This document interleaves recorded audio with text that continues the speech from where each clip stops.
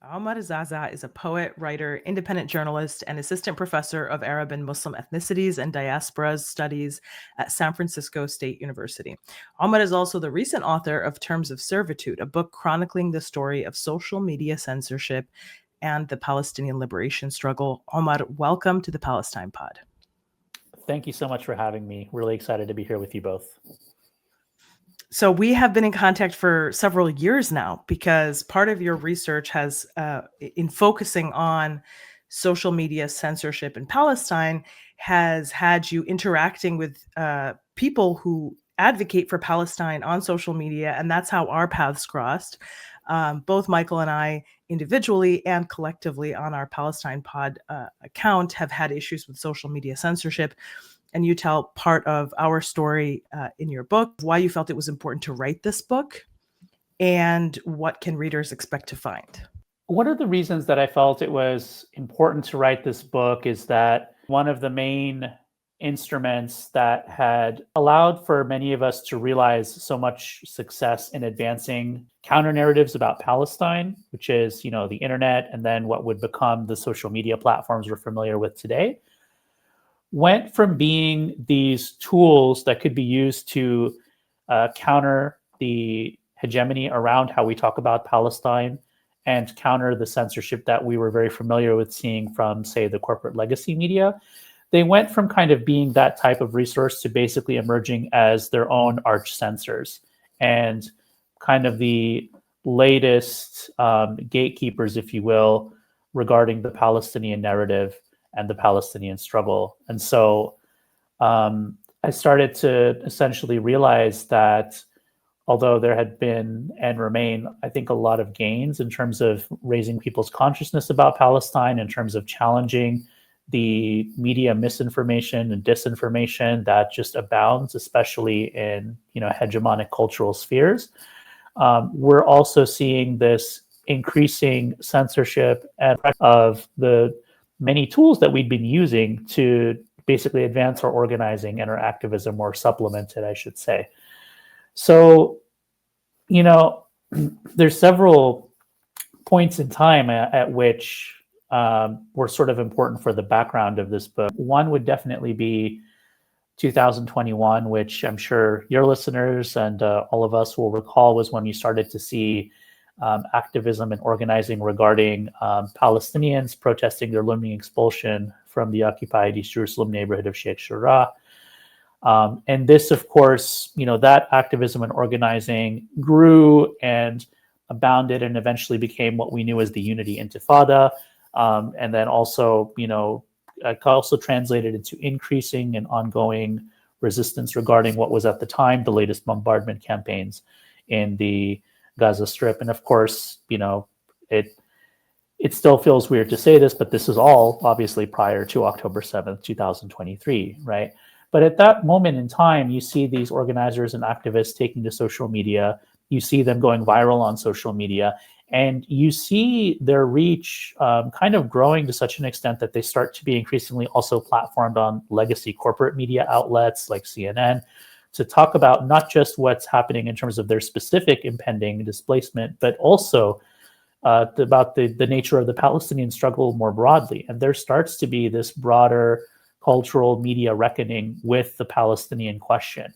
And specifically this, I'd say, I guess, more openings to reconsiderations of Palestine from the kind of liberal or propagandistic mischaracterizations that we might be familiar with, things like the centuries-old struggle, to instead really, frankly, contending with this being a question of a settler colonial dispossession and resistance to settler colonization.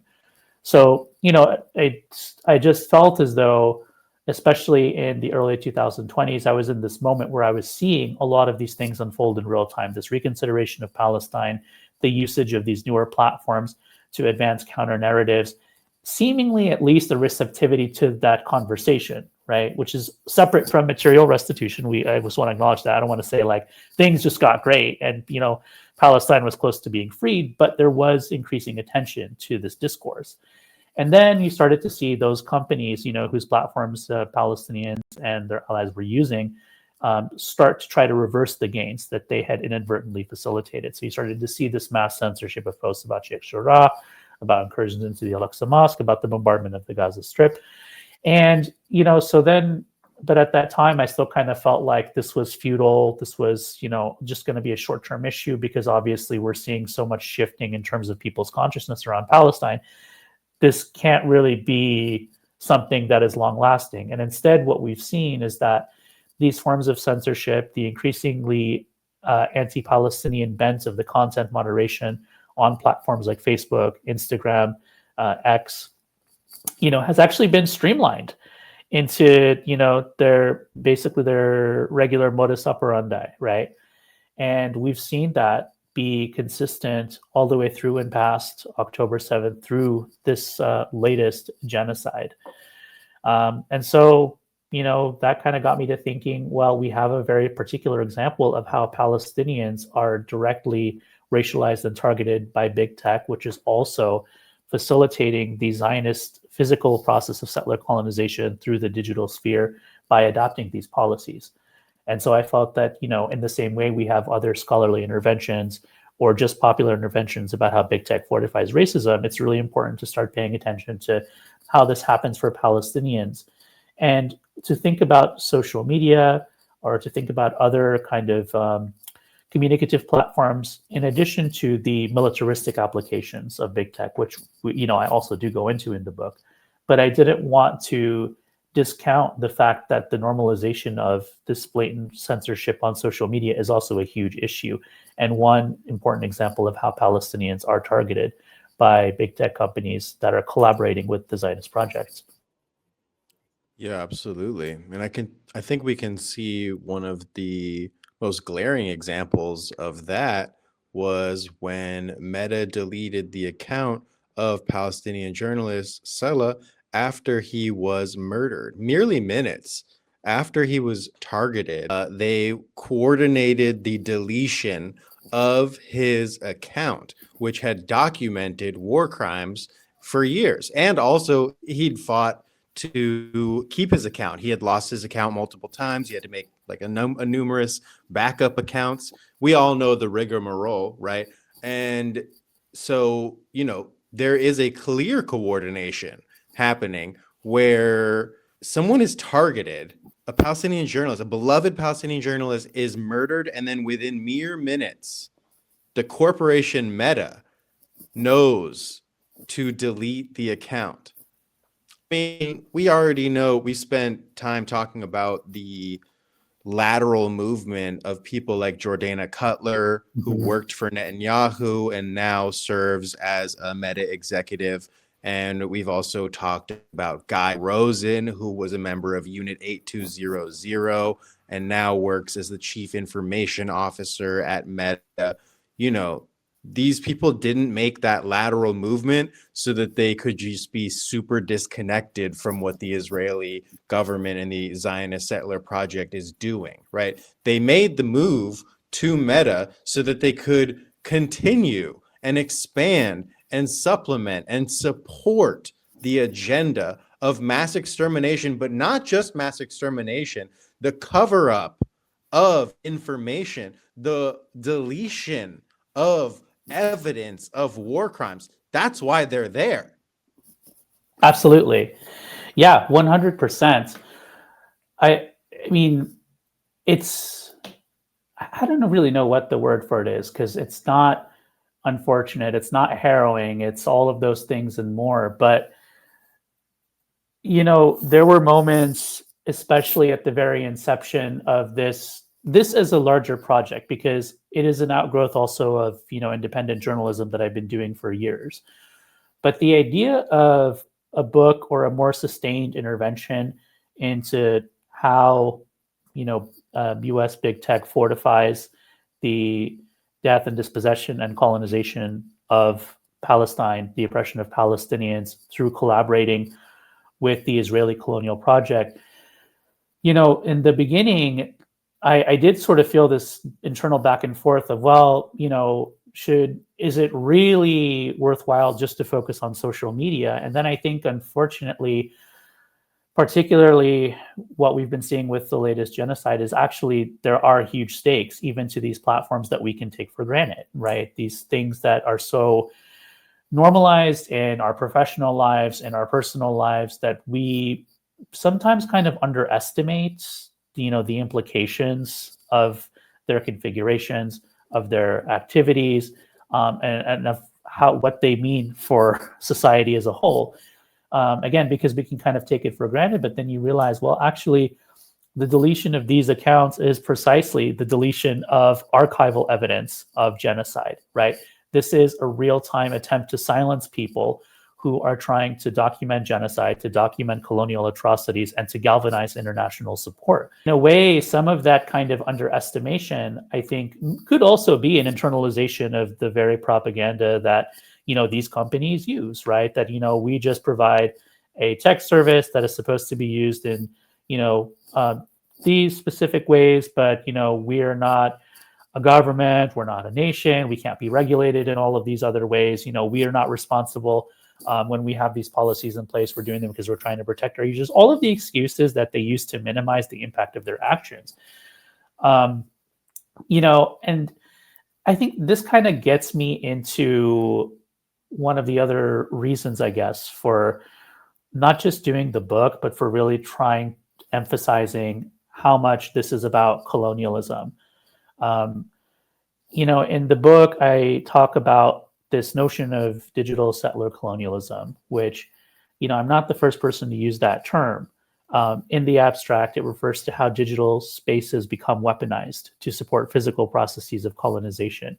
But what I'm trying to do in the book is to also emphasize precisely this question of how what we're seeing in terms of big tech's fortification of Palestinian colonization and dispossession is an active choice and an active partnership with the big tech industry and with the Israeli state. And there's nothing about this that's inevitable. There's nothing about this, that is predetermined or preordained. This is an active collaboration. It needs to be exposed as such, and it needs to be challenged as such. I want to add one thing, which is that, you talk about your thinking process in terms of, is it important to even really focus on social media? And I just want to remind us of the ways in which Israel and its supporters have responded to what's been happening on social media. I mean, let's not forget, Jonathan Greenblatt said we have a TikTok problem. Netanyahu himself, not even a month ago, was in a closed-door meeting with leading Zionist social media influencers. Why is the prime minister of the genocidal regime sitting down with social media influencers, right?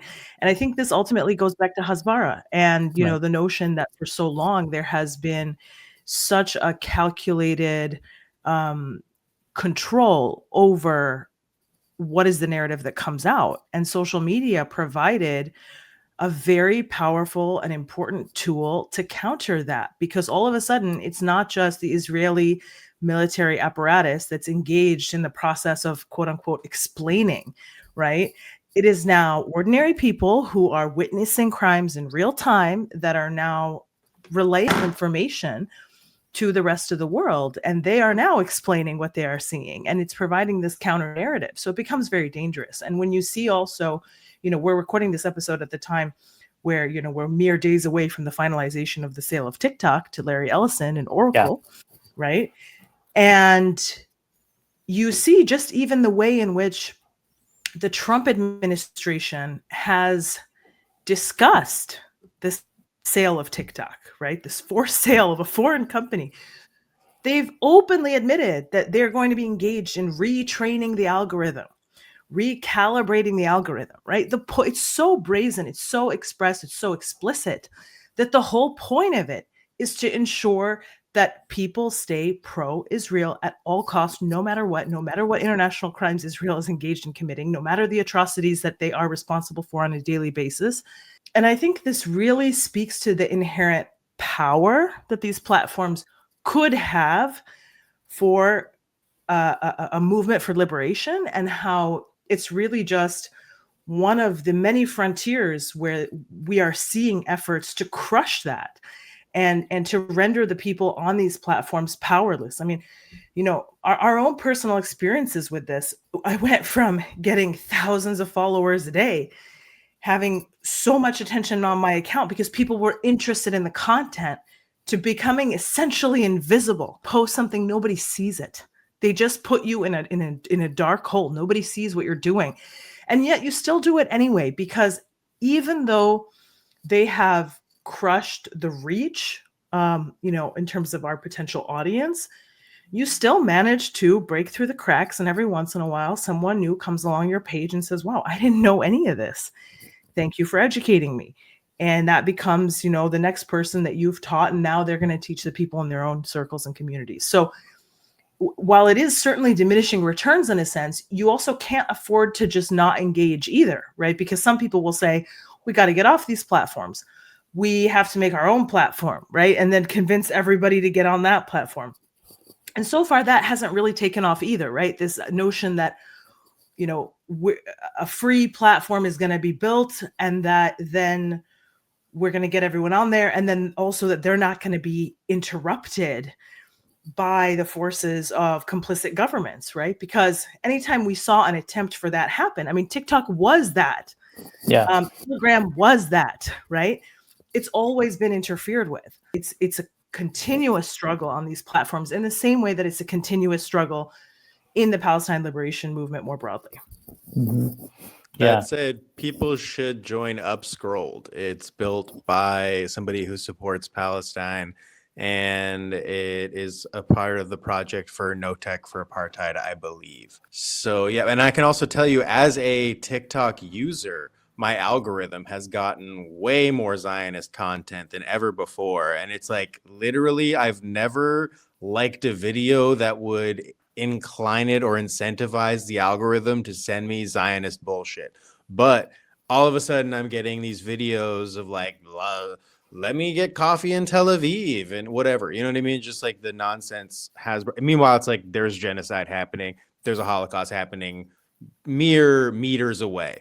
And you're enjoying oat latte. Like, that's the vibes. I realize the power in what we do and advocacy and online and social media presence the moment that my account was taken away by a Meta executive. The moment somebody who used to work for Netanyahu directly, but then like made it her life's mission to silence Palestinians and pro-Palestine activists, like that was the moment when I was like, oh wow, like it actually matters. The videos, the influence, the way that we are communicating this message, it actually matters, because she wouldn't be concerned with my account if it didn't, right? That's like when you were so kind to cover the fact that Jordana Cutler took down my account and we talked about this. That's why I called her Goebbels, right? Like, because she gets to decide what people see, what people think, what is the acceptable like level of debate, the digital settler colonialism. It's a reinforcement of the of the physical settler colonialism that we see on the videos, right? Like, the platform itself is a part of the colonialism. And I think you made that point really well in the book. No, thank you. Yeah, there's so much to unpack there. Like, let's go back, I think, for a second to TikTok, because TikTok was, I mean, it had this kind of unofficial status as the pro-Palestine app for so long. And interestingly, like, from what I got from interviewing, different organizers and activists in the book, people had also flagged that they had noticed TikTok becoming increasingly censorious over time, even before we got to this particular point. I think, there had this increasing pressure on ByteDance, to have this divestment and then forced sale to a parent company, and the scrutiny that it was getting. Probably there was an attempt to kind of try to capitulate a bit more. But what was interesting about that app, I remember talking to somebody who does some work for Hemla about this, who mentioned that, because of course they have to track censorship across all platforms, right? And so they said, like, TikTok, it's also there. But what was interesting is, because TikTok was the rare example of a major app that doesn't emerge from within this kind of U.S. Industry, the Silicon Valley industry, there also isn't necessarily this cultural and political normalization of the things that a lot of people who are from Silicon Valley or the U.S. take for granted. So this intense kind of, anti-Arab, anti-Palestinian sentiment, just didn't seem, especially in the earlier stages of the app, to be present to the extent so that even if you set a standard, that is going to be more or less kind of like the collective norm for other companies, you wouldn't have the same kind of capacity to enforce it because people just weren't seeing things in the same way. And so that is, to me, when I heard this person say that, it was kind of an interesting reflection of how a lot of the problem really is just having imperialism, and more broadly kind of just baked into the industry and the culture of what the big tech that we've come to know and rely on so much really is, right? So much of that comes back to it.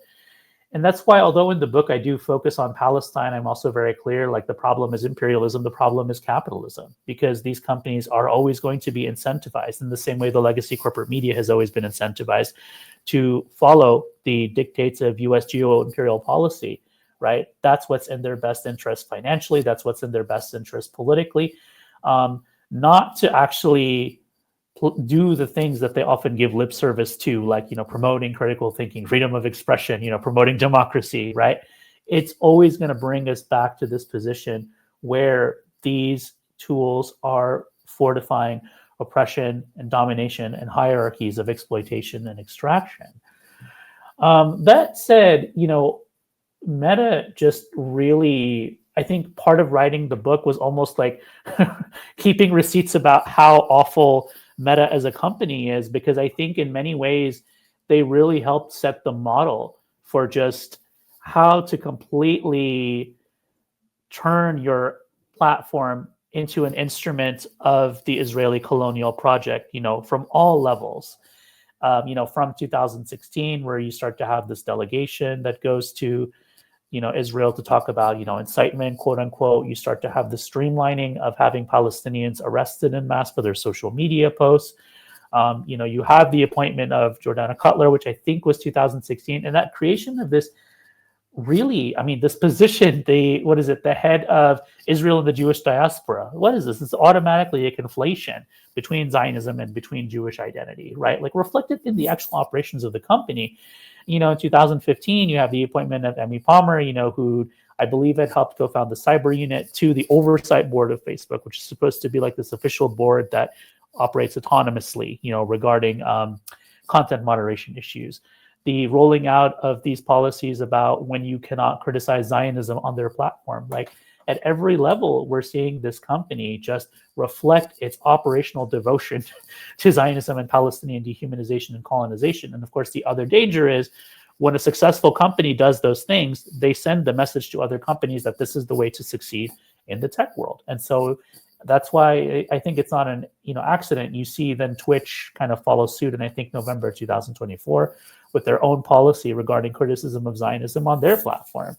So that's the other danger, is these things become not just normalized within the platform, within the company, they also become examples that other companies that want nothing more than to succeed in this big tech, imperialist, capitalist ecosphere to replicate themselves. Yeah. I remember in 2021 when we first lost the Palestine Pod Instagram account and we were like, we're going to sue you. They immediately restored our account and they were like, whoopsies, big mistake. You know what I mean? And what they said to us is that our account got held up at a digital checkpoint.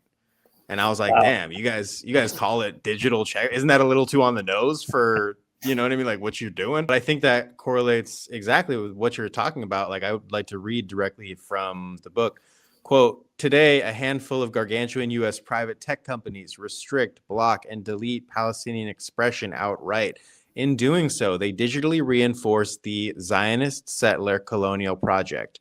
I refer to this confluence of the U.S. big tech corporate hegemony and Zionist settler colonialism, particularly through the way of censorship, as digital settler colonialism.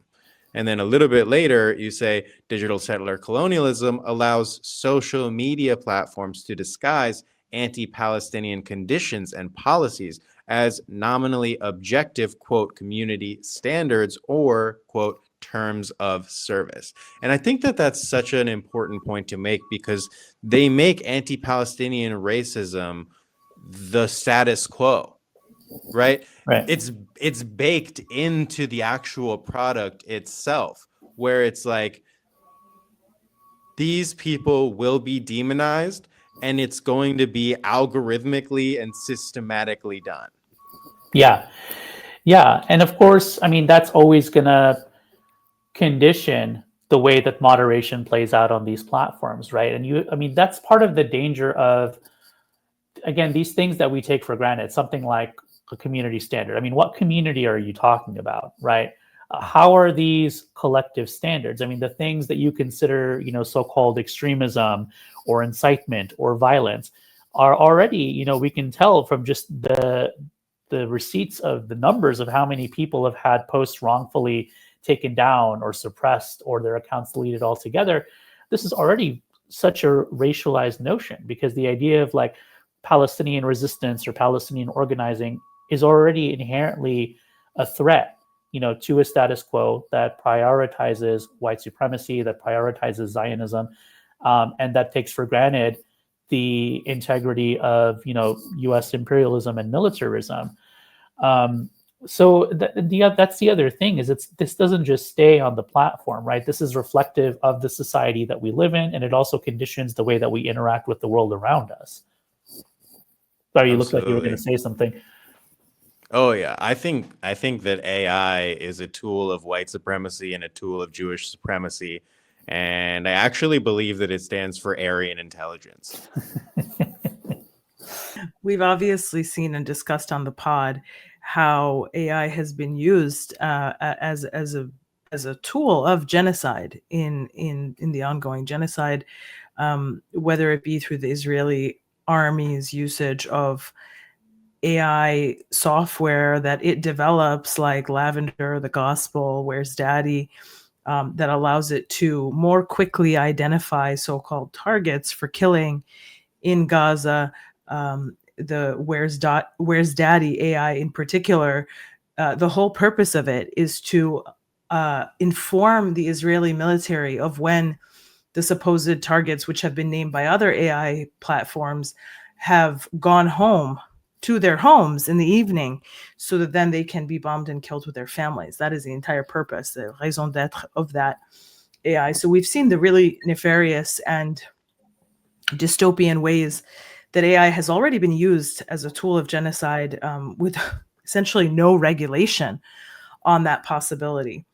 Can you speak a little bit about how you see AI and censorship sort of interacting with one another to, further reinforce these highly propagandized realities? Like, do you see this becoming, sort of like the new frontier of spreading Zionism and Hasbara? I'm thinking, for example, who was it, Michael, that told us about like the AI bot?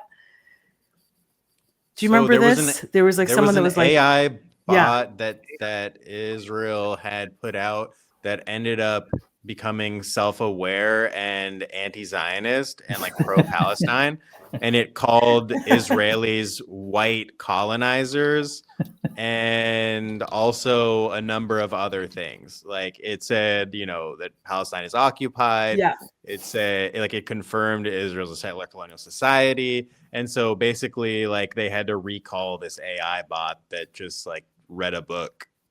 It read a single Edward Said book, and it was like, wow, I think I'm on the wrong side. Like, that's how quickly AI realized. If AI can become self-aware that quickly, what is taking people so long? Anyway, come on, huh? Well, that's really okay. I will say that's very refreshing to hear about. So, have you heard about this, Omar? Have you heard about this AI bot that went rogue? No, this rogue bot I have not heard about. This was reported on in January by January the this year, which said Hasbara Hitch pro-Israel social media bot goes rogue, calls IDF soldiers white colonizers and apartheid Israel. And it Wow. was really a social media profile that was developed with this express intent to harness the powers of artificial intelligence to promote Israel's cause online.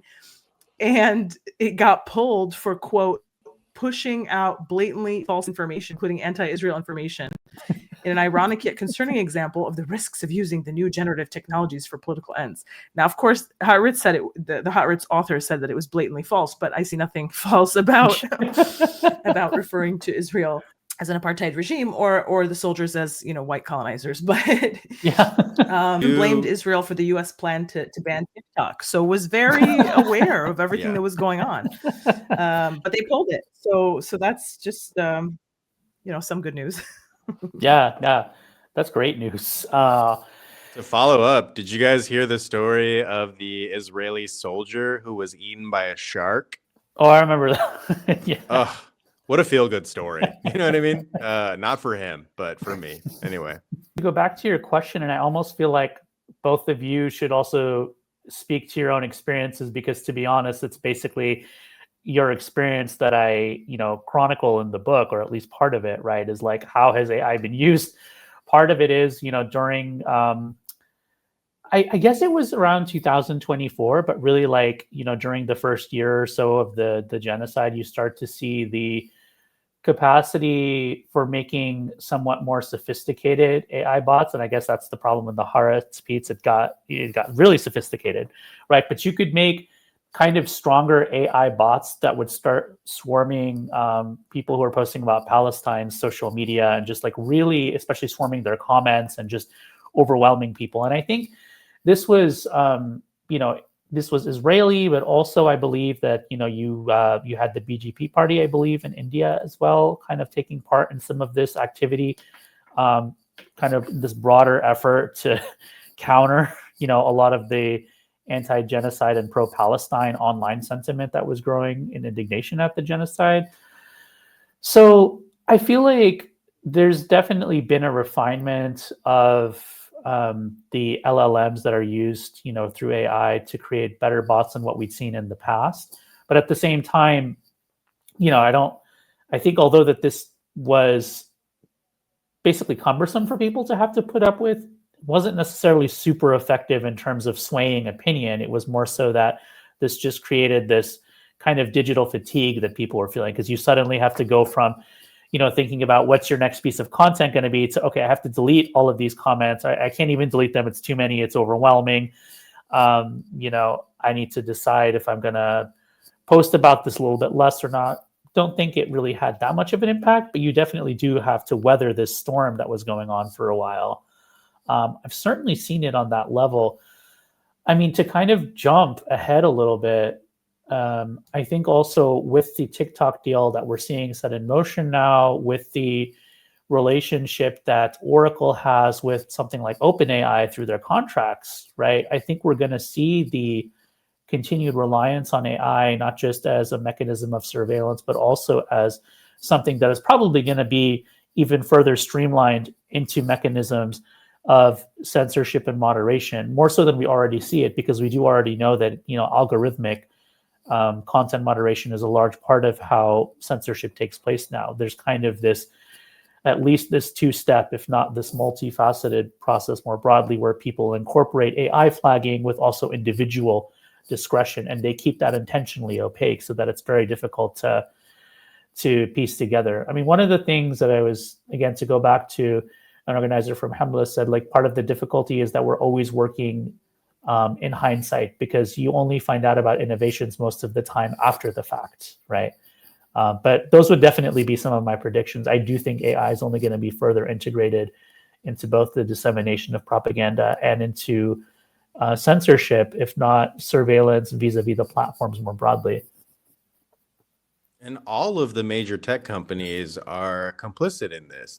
They are all they all contract with the Zionist entity. There was that article recently about Google being involved in a $45 million deal with Netanyahu's office to amplify propaganda. Well, in September there was actually some good news on this topic, because that's when we heard about Microsoft blocking and canceling Israel's usage of its technology to mass surveil Palestinians. They ended Unit 8200's access to AI and data services.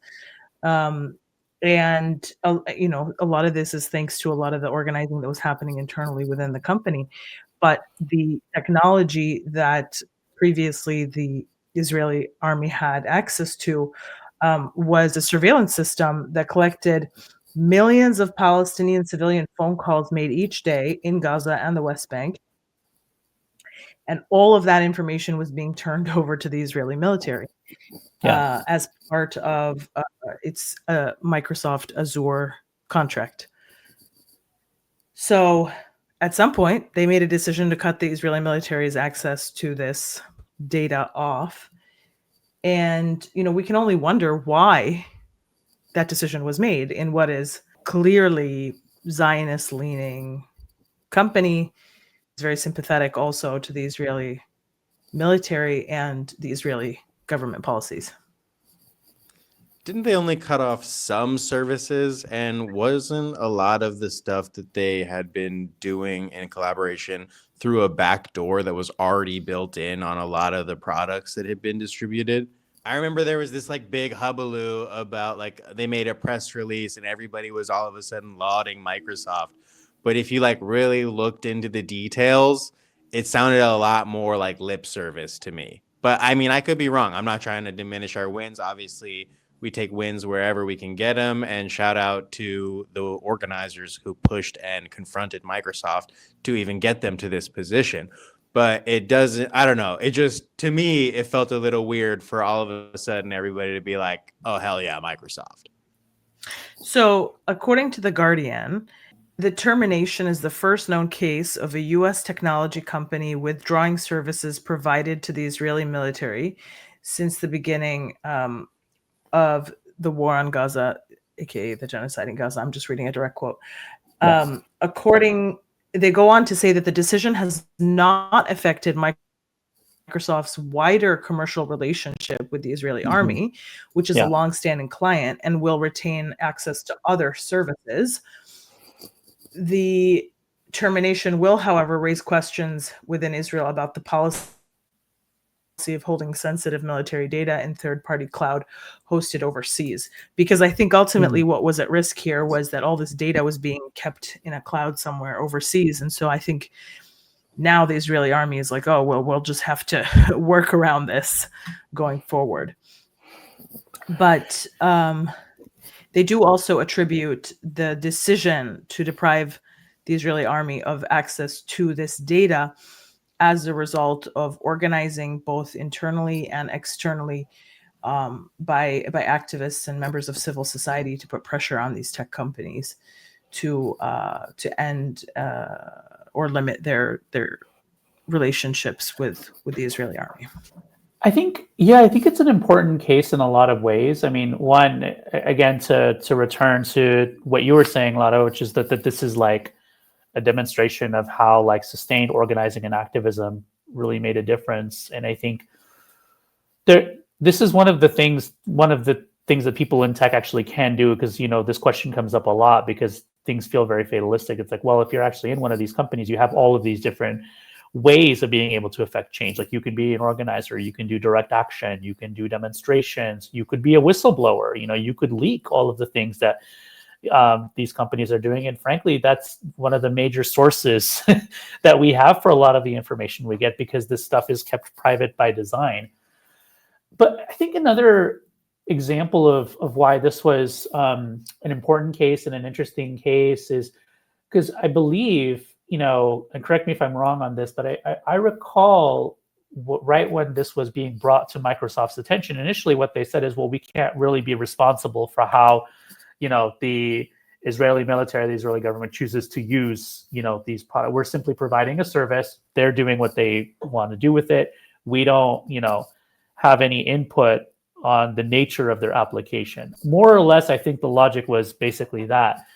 which I think is really important because it's so emblematic of the way that the tech industry works as a whole. There's always this kind of privatized or this neoliberal logic of, we just provide tech.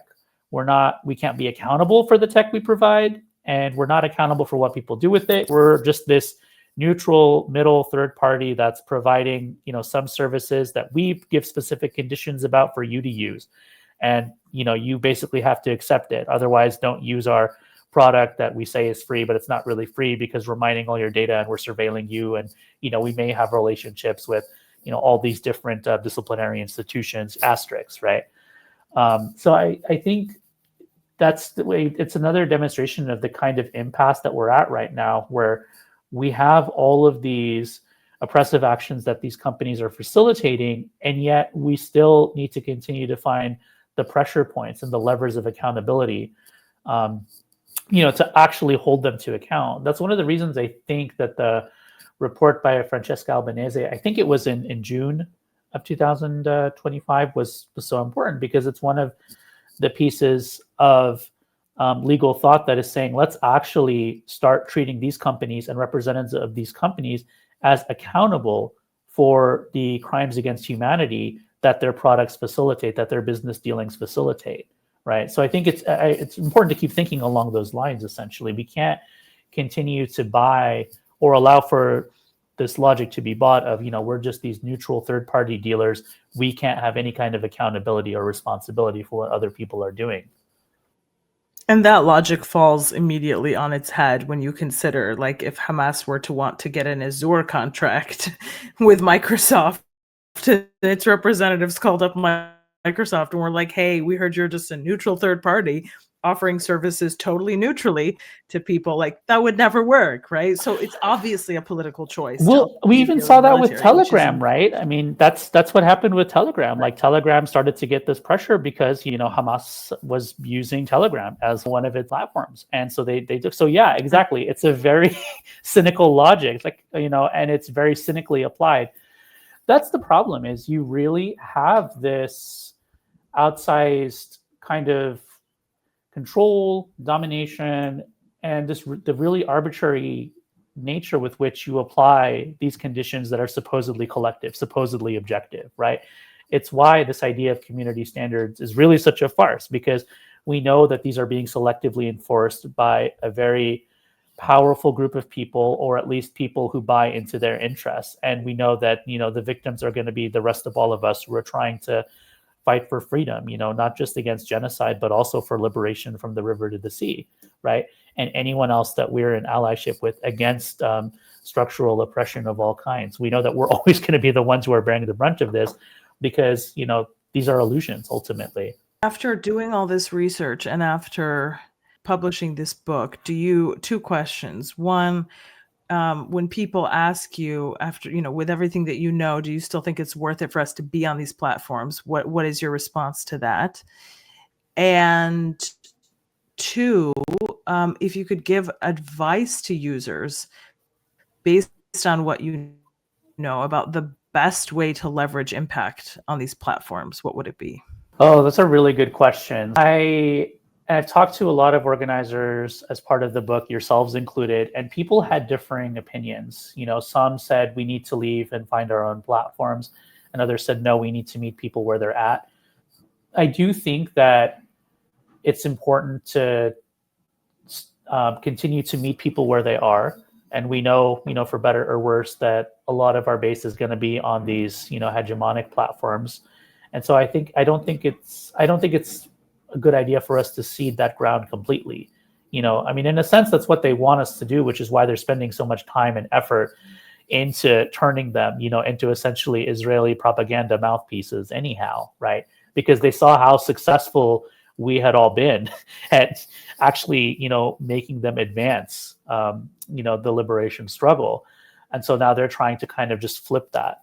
So I wouldn't, I understand if people feel like these are very compromised platforms and want to leave. I wouldn't necessarily hold that against anyone, but I also don't think, like, as a movement en masse, we should say, like, that's it, we're gone. I think we should still try to continue to influence, the bulk of our followers or our potential followers where they know they are. And as far as I don't feel like I'm in a great position to give advice, because as strange as it sounds for somebody who wrote a book about social media, I'm not really very good at social media. I mean, I use it a lot, but the way that I use it is really to keep up with news and information. So I follow things like the Palestine Pod or the Electronic Intifada. And so I guess what I would say is, like, based on my specific experience of using it, what I would suggest is definitely find the outlets and the sources that are providing, you know, the most up-to-date and accurate and critical information that you need for your cause. And, you know, maybe be, even if your cause isn't necessarily Palestine, but if you're part of a movement, maybe be the part of that movement that creates that critical information for everybody else to consume. Because again, we can take social media for granted by sort of assuming that everybody is naturally savvy with it. But there are people who have a really great talent for, you know, translating really difficult or dense information into actionable and comprehensible language, or into being influencers. And, you know, those people could also have a huge impact. One of the things that I learned in researching the book, you know, this comes from something that Ahlam Muhtasib, the, you know, media studies professor and filmmaker, argued when she was reflecting on Sheikh Jarrah, right, was that what Palestinians did is they really flipped this idea of the influencer on its head, because the influencer is this person who, you know, has this media appeal, is very social media savvy, but oftentimes what they end up doing is reinforcing capitalism or reinforcing consumption. Instead, you had Palestinians and their allies using those skills to amplify one another's voices, you know, to do things like, hey, we're going to have a live. You're going to tune in from Sheikh Jarrah. I'm going to be in New York. This person's going to be in France, you know, and we're all going to be talking together on the same live, or we're all going to go in front of an office that we're protesting. And again, you know, have multiple people be able to tune in. And so they took these mechanisms of individualization and turned them into instruments of kind of collective empowerment, right? So, you know, I don't necessarily have the answers for how to do that explicitly, but I'd say we need to keep moving with that spirit. Let's keep trying to turn these platforms on their head in ways that best support the Palestinian cause, or whatever other freedom struggle that we also may happen to be involved in. I personally am boycotting Meta, but not by choice. They kicked me out of there, and I'm proud of it. You know, I would do it again. I think I view my account like a digital guerrilla soldier in an online informational warfare.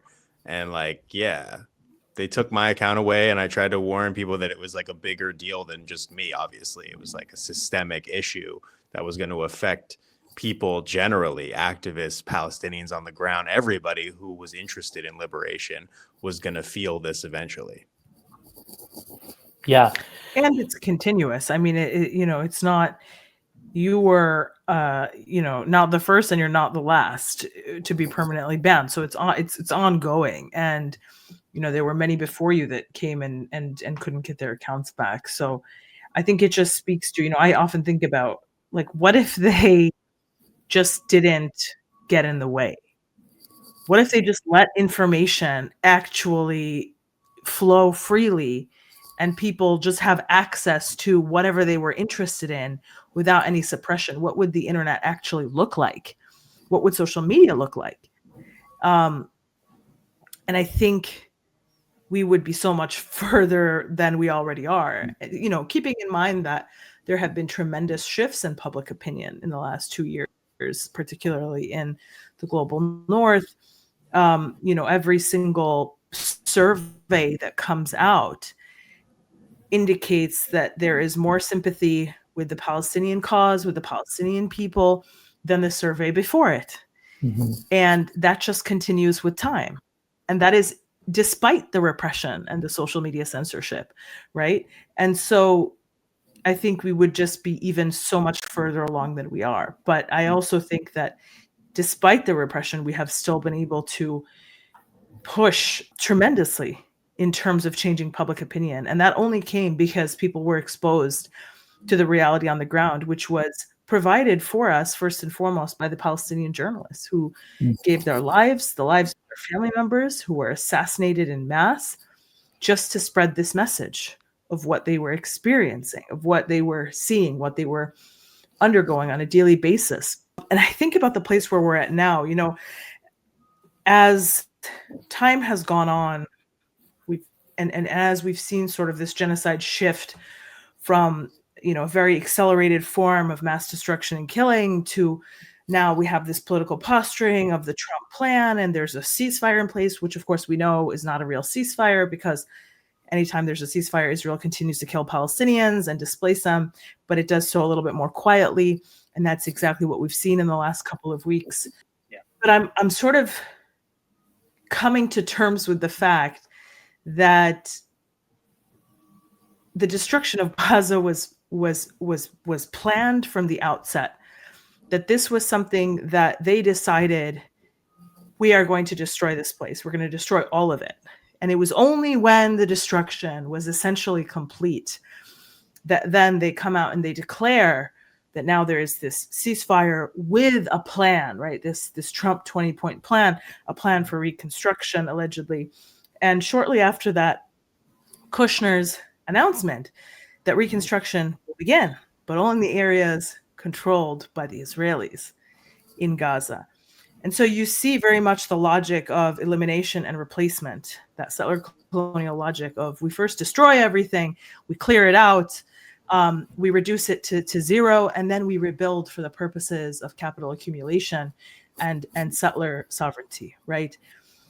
And in parallel to this, we're seeing these moves being made on social media to monopolize, to consolidate, to control the messaging from here on out. And what I think is really at risk in this moment is all of this evidence. For the last 2 years, it has been streaming live. But when we transition to a more quiet genocide, right, one where the killing is not as in your face, one where there's not as many journalists on the ground reporting on it because you've killed most of them, one where the displacement becomes more sanitized, right, and facilitated by organizations as opposed to being like this all-out physical, like leave your homes now. What I really worry about is the evidence of that fantastic violence that we saw for 2 years disappearing, completely disappearing, being buried, being replaced with, this revisionist history that they're creating in real time. Mm-hmm. And so for me, I think it's so important to not stop using these platforms, and in particular, to continue to use them to post the evidence of things that happen in October, in November, in December 2023, in January. Keep talking about these crimes and keep bringing them up. Keep posting the story of Hind. Keep posting the stories of all the children that we learn their names of. Keep posting news stories, whatever you can find.